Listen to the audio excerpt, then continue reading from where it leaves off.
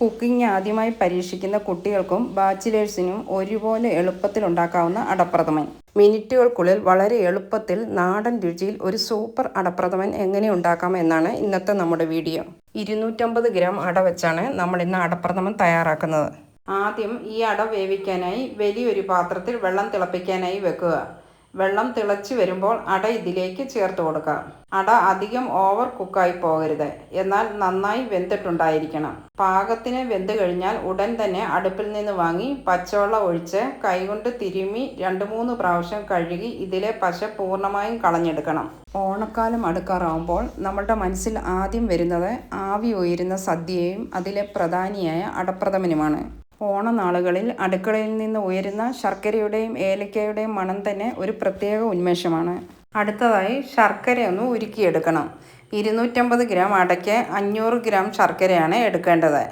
ശർക്കര ചെറിയ കഷ്ണങ്ങളാക്കി ഒരു പാനിലേക്ക് മാറ്റാം. ഇതിലേക്ക് 1/2 കപ്പ് വെള്ളം ഒഴിച്ചു കൊടുത്ത് ശർക്കര നന്നായി ഉരുക്കിയെടുക്കുക. ഒരു മീഡിയം ഫ്ലെയിമിൽ വെച്ച് വേണം ഇത് ഉരുക്കിയെടുക്കാൻ. അതുപോലെ ശർക്കരയിൽ ഒരുപാട് വെള്ളം ഒഴിക്കരുത്. വെള്ളം കൂടിപ്പോയാൽ നമ്മൾ അട വഴട്ടിയെടുക്കുന്ന സമയം അട വഴന്നു വരാൻ ഒരുപാട് സമയം വേണ്ടി വരും. ശർക്കര നന്നായി ഉരുകി ഇതുപോലെ പതഞ്ഞു വരുന്ന സമയം ഇതിൽ എന്തെങ്കിലും അഴുക്കുണ്ടെങ്കിൽ ഈ പതയുടെ മുകളിൽ തെളിഞ്ഞു വരും. ഈ പതയെല്ലാം ഒരു സ്പൂൺ കൊണ്ട് കോരിക്കളഞ്ഞാൽ മതി. ഇതിലുള്ള അഴുക്കൊക്കെ മാറിക്കിട്ടും. ഒരു നല്ല പായസം കുടിക്കുമ്പോൾ നമുക്ക് കിട്ടുന്ന മനസ്സിൻ്റെ സംതൃപ്തി വേറെ എന്തിൽ നിന്നാണ് കിട്ടുക. പതയൊക്കെ കോരിക്കളഞ്ഞ ശർക്കര ഒരു അരിപ്പയിലൂടെ അരിച്ച് മറ്റൊരു പാത്രത്തിലാക്കി വെക്കുക. ഇനി ഇതിലേക്ക് വേണ്ട തേങ്ങാപ്പാൽ തയ്യാറാക്കാം. ഞാൻ ഒരു വലിയ തേങ്ങ ചിരകിയത് മിക്സിയിലിട്ട് അല്പം വെള്ളം ചേർത്ത് ആദ്യം 1/4 പാൽ 1 കപ്പ് അളവിൽ എടുത്തിട്ടുണ്ട്. ആ തേങ്ങയിലേക്ക് 2 കപ്പ് വെള്ളം കൂടി ഒഴിച്ചു കൊടുത്ത് വീണ്ടും മിക്സിയുടെ ജാറിലിട്ട് അടിച്ച ശേഷം 2 കപ്പ് അളവിൽ 2/2 പാലും എടുക്കുക. ഇനി നമുക്ക് പായസം തയ്യാറാക്കാം. ഉരുളി ചൂടായ ശേഷം അതിലേക്ക് 1 ടേബിൾ സ്പൂൺ നെയ്യ് ചേർത്ത് കൊടുക്കുക. നെയ്യ് ഉരുളിയുടെ എല്ലാ ഭാഗത്തേക്കും തേച്ച് കൊടുത്ത ശേഷം നമ്മൾ വേവിച്ച് വെച്ചിരിക്കുന്ന അട ഇതിലേക്ക് ചേർത്ത് കൊടുക്കുക. നമ്മൾ പച്ചവെള്ളം ഒഴിച്ച് കഴുകി വെച്ചിരുന്നതുകൊണ്ട് അടയെല്ലാം കൂടെ ഒട്ടിപ്പിടിക്കാതെ ഒന്നൊന്നായിട്ട് വിട്ടുമാറി കിട്ടിയിട്ടുണ്ട്. സദ്യവട്ടങ്ങളിൽ തിരുവോണ പായസമായി അടപ്രഥമൻ ഇല്ലാതെ എന്ത് ഓണാഘോഷം. ഇതൊരു 2 മിനിറ്റ് നെയ്യിലൊന്ന് വഴറ്റിയെടുത്ത ശേഷം നമ്മൾ ഉരുക്കി അരിച്ചു വെച്ചിരിക്കുന്ന ശർക്കരപ്പാനി ഇതിലേക്ക് ഒഴിച്ചു കൊടുക്കുക. അടയിലേക്ക് ശർക്കരപ്പാനി നന്നായി പിടിക്കുന്നത് വരെ കുറച്ച് സമയം ഇളക്കുക. ഇതിലെ വെള്ളമൊക്കെ വറ്റി ഇതൊന്ന് കുറുകി വരുന്നത് വരെ ഇളക്കി കൊടുക്കുക. ഇത് കണ്ടിന്യൂസ് ആയിട്ട് ഇളക്കി കൊടുക്കണമെന്നില്ല, ഇടയ്ക്കിടയ്ക്കൊന്ന് ഇളക്കി കൊടുത്താൽ മതി. നമ്മൾ ശർക്കര ഉരുക്കിയെടുക്കുന്ന സമയം വെള്ളം കൂടിപ്പോയാൽ ഇതിങ്ങനെ വറ്റിച്ചെടുക്കാൻ ഒരുപാട് സമയം വേണ്ടി വരും. സത്യം പറഞ്ഞാൽ 1/2 കിലോ ശർക്കരയ്ക്ക് 1/2 കപ്പ് വെള്ളം തന്നെ വേണ്ട. ഒരു 1/4 കപ്പ് വെള്ളം ഒഴിച്ചു കൊടുത്ത ശേഷം പിന്നെ ഒരു 1/4 കപ്പിൻ്റെ പകുതി കൂടി ഒഴിച്ചു കൊടുത്താൽ മതി. ഇതൊന്ന് കുറുകി ടൈറ്റായി വരുന്ന സമയം ഇതിലേക്ക് 1 ടേബിൾ സ്പൂൺ നെയ്യ് കൂടെ ചേർത്ത് കൊടുക്കണം. ഇപ്പോൾ ശർക്കരയൊക്കെ വറ്റി നല്ലതുപോലെ ടൈറ്റായി കിട്ടിയിട്ടുണ്ട്. ഈ ഒരു സമയം ഇതിലേക്ക് 1/2 കപ്പ് പഞ്ചസാര കൂടി ചേർത്ത് കൊടുക്കുക. ഞാനൊരു 100 ഗ്രാം പഞ്ചസാരയാണ് ചേർത്ത് കൊടുത്തിരിക്കുന്നത്. 1/2 കിലോ ശർക്കരയ്ക്ക് 100 ഗ്രാം പഞ്ചസാര മതിയാവും. ഇതൊരു ടിപ്പാണ് ഇങ്ങനെ പഞ്ചസാര ചേർക്കുന്നത്.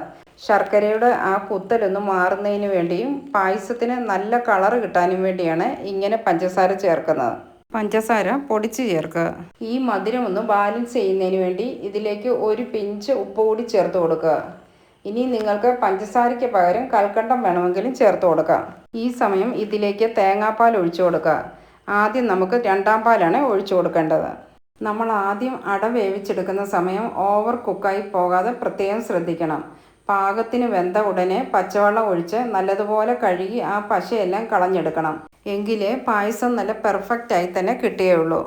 2/2 പാൽ ചേർത്ത് നന്നായി ഇളക്കി തിളപ്പിച്ച് കുറുകി വരുമ്പോൾ അതിലേക്ക് 1/4 പാൽ ചേർക്കുക. 1/4 പാൽ ചേർത്ത ശേഷം തിളപ്പിക്കരുത്. ഒന്ന് ഇളക്കി കൊടുത്ത ശേഷം ചെറുതായി ഒന്ന് ചൂടായാൽ മതി. ഇത്തവണത്തെ ഓണസദ്യക്ക് നിങ്ങൾ എല്ലാവരും ഇങ്ങനെയൊന്ന് അടപ്രഥമൻ വീട്ടിൽ തയ്യാറാക്കി നോക്കണം. ഈ ഒരു സമയം ഇതിലേക്ക് 1 ടീസ്പൂൺ ഏലക്കാപ്പൊടി കൂടി ചേർത്ത് കൊടുക്കുക. ഇതൊന്ന് ചൂടായി വരുമ്പോൾ തന്നെ സ്റ്റൗ ഓഫ് ചെയ്യുക. ഇത് ചിലപ്പോൾ ഇരുന്ന് കുറുകി വരും. അങ്ങനെ കുറുകിപ്പോയാൽ അല്പം പശുമ്പാൽ കൂടി ചേർത്താൽ മതി. ഇനി മറ്റൊരു പാനിൽ നെയ്യ് ചൂടാക്കി അണ്ടിപ്പരിപ്പും ഉണക്കമുന്തിരിയും ഗോൾഡൻ കളറായി വറുത്ത പായസത്തിലേക്ക് ചേർക്കുക. ഇത്തവണത്തെ ഓണത്തിന് ആർക്കും എളുപ്പത്തിൽ ഉണ്ടാക്കിയെടുക്കാൻ പറ്റുന്ന ഈ അടപ്രഥമൻ ഉണ്ടാക്കി നോക്കുക. അണ്ടിപ്പരിപ്പിൻ്റെ കളർ ഒന്ന് മാറി വരുന്ന സമയം വേണം അതിലേക്ക് ഉണക്കമുന്തിരിയും ചേർത്ത് കൊടുത്ത് വറുത്തെടുക്കാൻ. ഇത് രണ്ടും മൂത്ത് വരുന്ന സമയം പായസത്തിന് മുകളിലേക്ക് കോരിയിട്ട് കൊടുത്ത് ഇതേ നെയ്യിൽ തന്നെ കുറച്ച് തേങ്ങാക്കൊത്ത് കൂടി വറുത്ത് പായസത്തിന് മുകളിലായി ചേർക്കുക. ഇനിയും പായസം ഉണ്ടാക്കാൻ വലിയ പണിയാണെന്ന് ആരും പറയില്ല.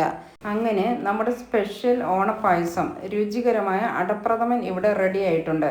കുടുംബത്തോടൊപ്പം ഒത്തുകൂടി ഒന്നിച്ചിരുന്ന് പായസം രുചിക്കുന്ന ആ നിമിഷമാണ് ഓണത്തിൻ്റെ ഏറ്റവും വലിയ സന്തോഷം. ഈ വീഡിയോ നിങ്ങൾക്ക് ഇഷ്ടപ്പെട്ടാൽ തീർച്ചയായും ഒന്ന് ലൈക്ക് ചെയ്യുക, ഷെയർ ചെയ്യുക, നിങ്ങളുടെ അഭിപ്രായങ്ങൾ കമൻസിലൂടെ അറിയിക്കുക. സബ്സ്ക്രൈബ് ചെയ്യാതെ കാണുന്നവരുണ്ടെങ്കിൽ പ്ലീസ് ഒന്ന് സബ്സ്ക്രൈബ് ചെയ്ത് സപ്പോർട്ട് ചെയ്യുക. അപ്പോൾ മറ്റൊരു നല്ലൊരു വീഡിയോയുമായി നമുക്ക് വീണ്ടും കാണാം. എല്ലാവർക്കും എൻ്റെ ഹൃദയം നിറഞ്ഞ ഓണാശംസകൾ.